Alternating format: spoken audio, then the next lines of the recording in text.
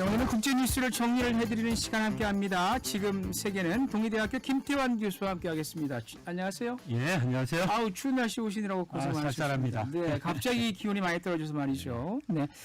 자, 오늘 지난주에 제로 코로나 정책에 반발하는 시위가 중국 주요 도시와 대학들에서 발생했다는 소식 긴급하게 전해드렸는데 그래서인지 중국 당국의 방역 정책이 조금 완화된 것 같은 소식이 들어왔습니다. 네. 중국식 방역의 어떤 대명사로 인식됐던 제로 코로나 정책을 중국이 사실상 폐지했다고 국제사회는 보고 있는 것 같은데요. 네. 지난주 전해드렸던 중국 내에서의 이례적인 대규모 시위 이후에 지난주 7일에 중국 당국이 10개의 방역 대책 완화 조치를 발표했는데 네. 확진자의 자가격리를 허용한다거나 매 3일마다 실시하던 코로나 검사도 없애는 내용들이 포함되어 있어서 사실상 제로 코로나 정책을 폐기했다고 그리고 나서 이제 폐기하고 위드 코로나로 가는 것이라고 그렇게 국제사회가 해석을 하고 있는 것 같습니다. 네. 중국 당국이 이렇게 전격적으로 제로 코로나에서 위드 코로나로 방향을 선회한 거는 몇 가지 이유가 있을 것 같은데 우선 정치적으로 보면요. 3년 동안 중국 국민들의 일방적인 희생 위에서 지속되어 온 제로 코로나 정책이기 때문에 여기에 반발하는 중국인들의 반발이 터져나오기 시작했기 때문에 이것을 중국 당국이 아마 좀 심각하게 생각보다 인식을 한 게 아닌가 그렇게 생각을 합니다. 네. 왜냐하면 민중들의 대규모 동원으로 성립된 중국 공산당 정부기 때문에 통제되지 않는 어떤 대중의 시위가 얼마나 위력이 있는지 잘 알고 있거든요. 네네. 그래서 이렇기 때문에 산발적으로 나오기 시작한 어떤 반정부, 반공산당, 반시진핑 구호가 더 확대되기 전에 아예 사전에 차단해야 된다는 그런 판단을 했을 수 있을 것 같습니다. 물론 당 중앙이 천명한 제로 코로나를 뭐 하루아침에 폐기하는 게 권위주의 체제에서는 정치적인 부담이 상당히 크지만 역으로 보면 중국도 서구 민주주의 못지않게 국민들의 의사를 존중하는 모습을 국내외에 홍보할 수 있고 또 위드 코로나로 갔을 때 단기적으로는 아무래도 감염자 급등이 발생하기 때문에 혼란이 발생 좀 할 텐데 그때 기존의 중국 공산당의 제로 코로나 정책이 차라리 더 옳았다 하는 그런 선전을 할 수도 있고요. 이런 논란은 과학적으로 어떤 사실관계를 따질 수 있는 부분이 아니기 때문에 국민들의 정서에 달린 문제이기 때문에 이 정도라면 중국 정부가 어떤 관리 가능하다고 생각할 수 있었을 것 같습니다. 그리고 경제적인 측면에서 보면 사실 제로 코로나 정책을 고수하는 데는 비용이 상당히 많이 듭니다. 그 비용을 주로 이제 각 지방 정부들이 이제 현실에서 감당을 하는데 이게 감당할 수 없는 그런 상황까지 왔다는 그런 보고들이 많이 있거든요. 그래서 뭐 예를 들면 3일마다 뭐 상황에 따라서는 매일 코로나 검사를 실시해야 하고 또 지역과 도시 전체를 폐쇄하는 이런 극단적인 정책은 사실 뭐 지속 가능하기가 좀 어려운 거거든요. 그래서 도시와 중국의 생산 자체가 멈추는 것 이외에 그 과정에서의 비용이 이렇게 크다는 겁니다.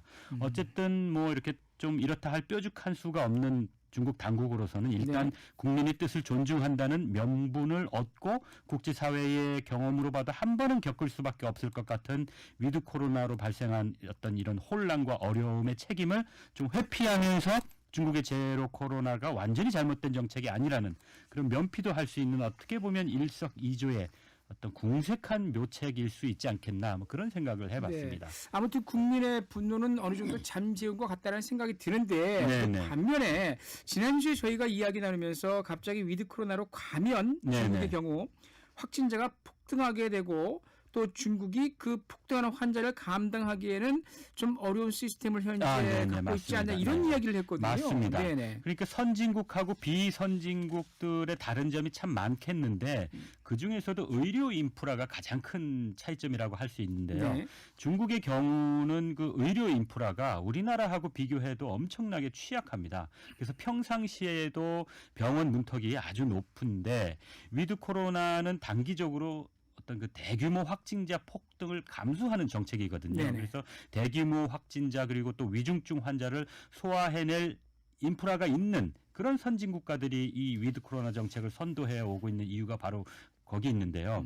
그런데 중국은 이런 취약한 의료 인프라 구조 때문에 하루에 만일에 수십만 명씩 확진자가 나오는 상황이 되면 단기적으로는 아마 큰 혼란이 발생할 거다. 네. 물론 이제 뭐 중앙이나 지방 정부가 여러 가지 대책을 세우고 있겠지만 지방 정부의 형편이 사실 그 능력이 천차만별이어서 또 중국을 보면 인구도 많지만 그 노인 인구 비중이 또 상대적으로 큰 국가이기 때문에 이런 상황에서 뭐 보도에 따르면 뭐 100만 명에서 200만 명까지 사망자가 나올 거라고 앞으로 그런 예측을 하기도 하거든요. 그래서 어쩌면 제로 코로나 때는 당국이 강제로 밖으로 나오지 못하게 했다면 위드 코로나로 인해서 확진자가 급증하면 주민들 스스로 두려움 때문에 밖에 나오지 못하는 그런 상황이 벌어질 수도 있겠다 이런 생각을 해봅니다. 그렇다면 뭐 위드 코로나나 제로 코로나나 정책은 다르지만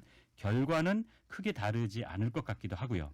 어떻게 보면 다른 선진국들에 비해서 이 위드 코로나를 어떻게 보면 좀 너무 늦게 이렇게 실행하는 게 중국의 겪을 이런 혼란과 고통을 좀 가중할 가능성도 있는 거죠. 그래서 중국 당국은 그 회피 그 책임을 국민들한테 뭐 국민들의 뜻을 존중한 거라는 이렇게 할 수도 있고 어쨌든 뭐 그나저나 중국의 어떤 공장 가동이나 경제 회복도 그만큼 늦어진다는 의미니까 세계 경제에는 아무래도 좋지 않은 영향일 테고 무엇보다도 바로 옆에 있는 우리나라 입장에선 좀 답답하게 지켜봐야 하는 상황인 것 같습니다. 네, 또 이런 와중에서도 말이죠. 또 이제 충돌을 했어요.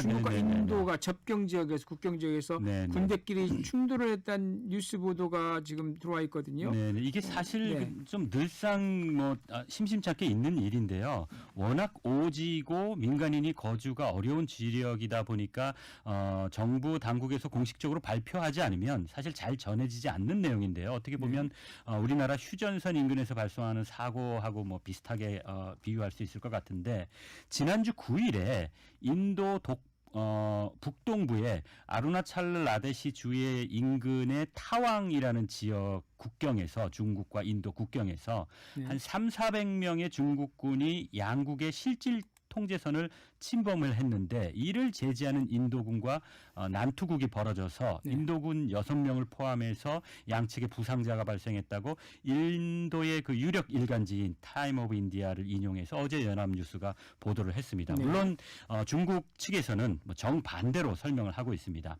중국 인민해방군 서부정구 대변인에 따르면 실질 통제선의 중국 측 지역에서 중국군이 정기 순찰을 하고 있는 와중에 인도군의 불법 월선과 저지 때문에 발생한 거다 이렇게 발표를 했고요. 하지만 그 양측 모두 상황은 잘 관리되고 있는 상태고 더 이상의 불상사는 없다 뭐 이렇게 밝혔는데 이렇게 충돌이 발생한 이 타왕 지역은 지도를 보시면 티베트 고원의 남쪽 끝자락에 위치한 고원 지역입니다.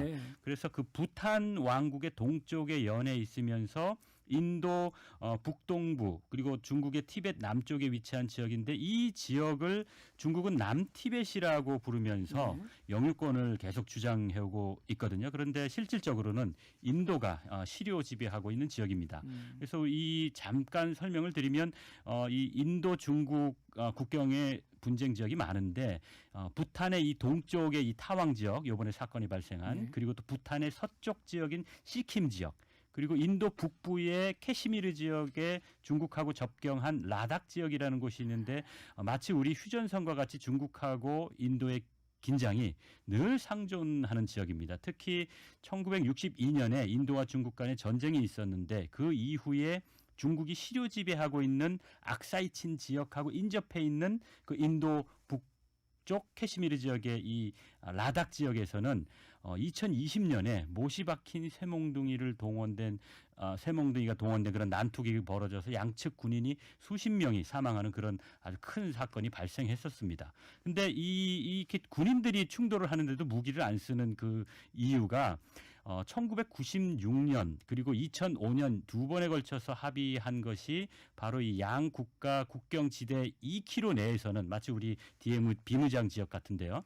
총기를 휴대하지 않겠다는 그런 합의를 했기 때문입니다. 어떻게 보면 형식적이라고 할 수도 있지만 이런 약속을 지키려는 양국의 그 노력이 조금 이렇게 좀 우리 휴전선을 두고 있는 우리 입장에서는 좀 이렇게 뭐 노력은 하고 있구나 하는 그런 뭐 생각도 듭니다. 예. 네.